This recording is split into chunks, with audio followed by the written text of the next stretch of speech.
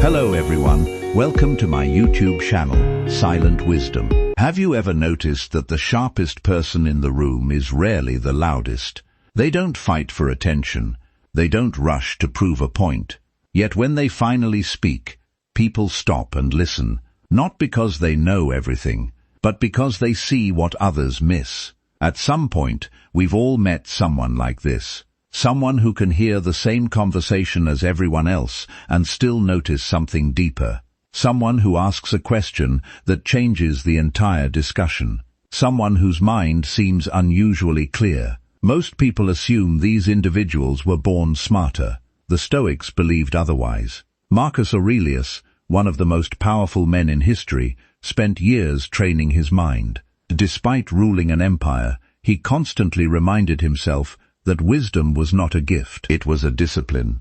And that idea changes everything. Because if a sharp mind is built rather than born, then the habits shaping your mind today are quietly determining who you'll become tomorrow. The truth is that mentally sharp people rarely rely on talent alone. Instead, they practice a handful of habits that gradually transform the way they think. The first habit is so simple that most people overlook it completely. Yet without it, every other habit becomes almost impossible. Attention. In today's world, attention has become one of the rarest resources on earth. Every notification wants it. Every headline competes for it.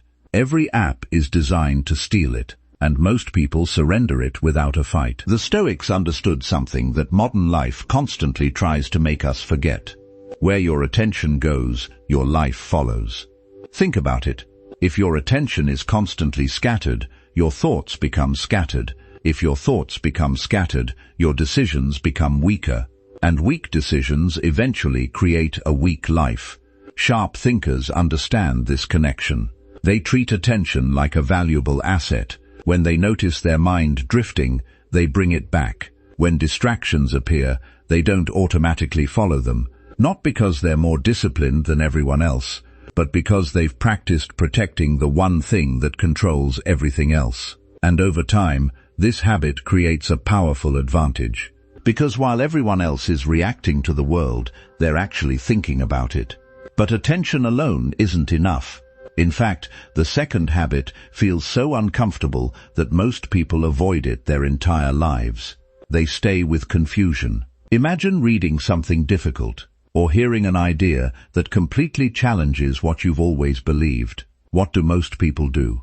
They move on, they dismiss it, or they pretend they understand when they don't. But mentally sharp people respond differently. Epictetus once taught that the beginning of wisdom is recognizing what you do not know. That sounds simple, but in practice it's incredibly difficult, because confusion feels uncomfortable. It creates uncertainty. It makes us feel inadequate, and most people would rather escape that feeling than learn from it. Sharp thinkers do the opposite. When they encounter confusion, they become curious. They ask questions. They investigate. They sit with uncertainty longer than other people are willing to. And that's exactly why they often discover insights that others never reach. Because real understanding doesn't begin with certainty. It begins with curiosity. Now here's where things get interesting. The third habit is one that almost nobody notices, yet it dramatically changes how much information you retain. They explain things to themselves. Most people consume information endlessly. Books, videos, podcasts, articles, but consumption is not understanding. Mentally sharp people constantly pause and ask themselves, why does this make sense? How does this connect to what I already know? What principle is operating underneath this idea? Marcus Aurelius frequently used journaling as a way to clarify his thoughts. He didn't write because he enjoyed writing. He wrote because thinking becomes clearer when it's expressed. And the same principle applies today. The moment you explain an idea in your own words, you expose gaps in your understanding. You discover what you truly know and what you only thought you knew. This habit transforms information into wisdom, and wisdom lasts much longer than memorization. But even wisdom becomes difficult to access when emotions take control. which brings us to the fourth habit, emotional regulation. One day, a philosopher was asked why intelligent people sometimes make incredibly foolish decisions. His answer was simple: because intelligence disappears when emotion takes over. Think about your own life. Have you ever sent a message you later regretted, made a decision in anger, said something you wished you could take back? Of course you have. Everyone has. The problem wasn't a lack of intelligence. The problem was a lack of emotional control. Seneca warned that anger is a form of temporary madness, and when you think about it, he's right. In moments of intense emotion, our judgment becomes distorted. We stop seeing reality clearly. We stop listening. We stop thinking. Sharp minds understand this. They don't suppress emotions. They don't pretend emotions don't exist. Instead, they create space between feeling and action. A brief pause, a deep breath, a few moments of awareness, and within that space, clarity returns. Most people react. Sharp thinkers respond. And that small difference often changes the outcome of an entire day. But emotional control alone doesn't make someone mentally sharp, because there's another habit that separates wise people from nearly everyone else. And surprisingly, it begins the moment they discover they're wrong. But emotional control alone doesn't make someone mentally sharp, because there's another habit that separates wise people from nearly everyone else. And surprisingly, it begins the moment they discover they're wrong. Most people treat being wrong like a threat. The moment their beliefs are challenged, they become defensive. They argue. They justify.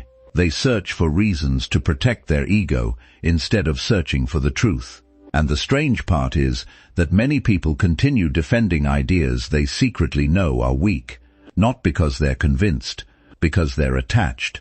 Marcus Aurelius approached this differently. He wrote that if someone could prove him wrong and show him the truth, he would gladly change his mind.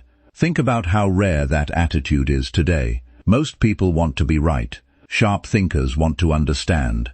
And those are not the same thing. The person who always needs to be right eventually stops learning. The person who is willing to be corrected keeps growing. Mentally sharp people understand that changing your mind isn't weakness.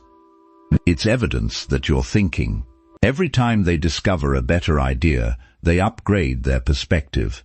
And over the years, those small upgrades compound into wisdom. But there's another reason sharp thinkers see things that others miss. They ask better questions. When something goes wrong, most people immediately ask, why is this happening to me? Who's responsible? What's the problem? These questions aren't completely useless, but they often keep people trapped inside the same mental framework. Sharp thinkers ask different questions.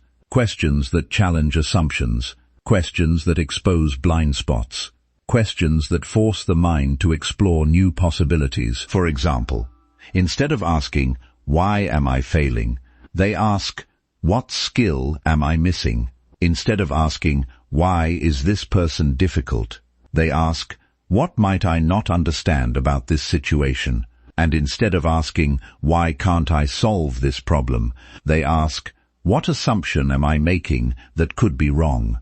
That single shift changes everything, because the quality of your answers is limited by the quality of your questions.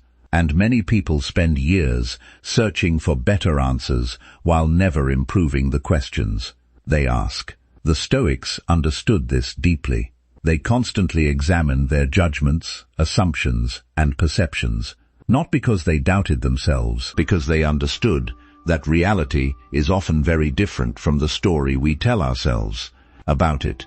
And that brings us to the final habit, the habit that quietly ties all the others together: reflection.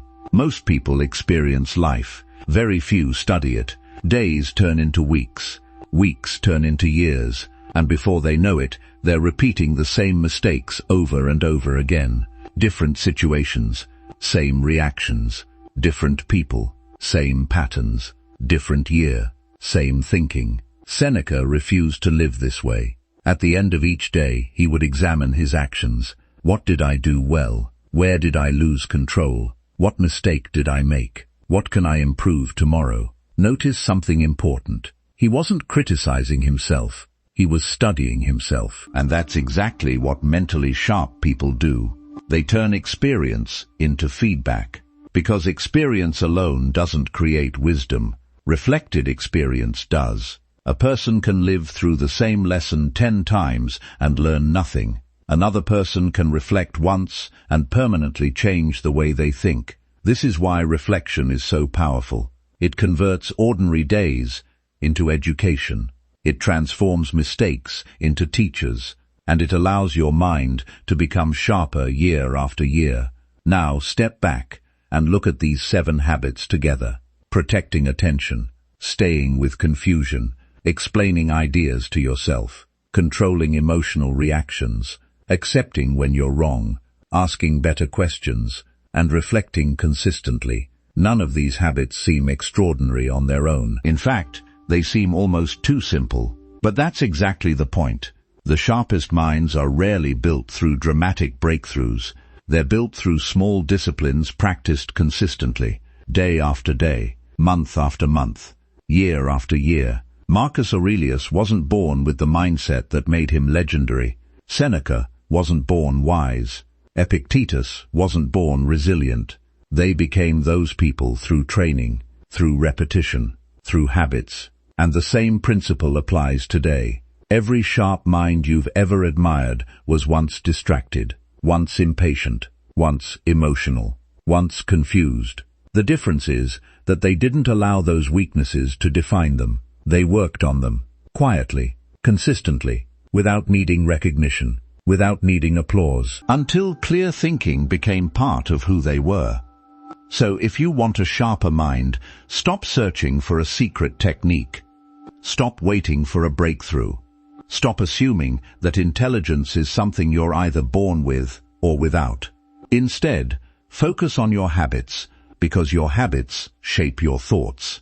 Your thoughts shape your decisions. Your decisions shape your character.